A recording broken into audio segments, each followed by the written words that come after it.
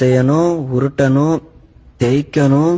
செஞ்சு உருட்டி தேய்ச்சி போடும் போதுதான் சாஃப்டா இருக்கும்.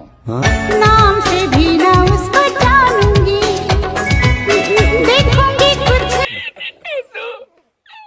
मैं किसी और को क्यों देखूं? मेरी बाबू किसी से कम है क्या? யோ, இப்ப இருக்கிற நிலைமையில நீ பழம் சாப்பிட்டீனா உன் தொண்டை அடைக்கும். அதனால உன் பழத்தை எனக்கு கொடு, என் பாலை நீ சாப்பிடு. இந்தா.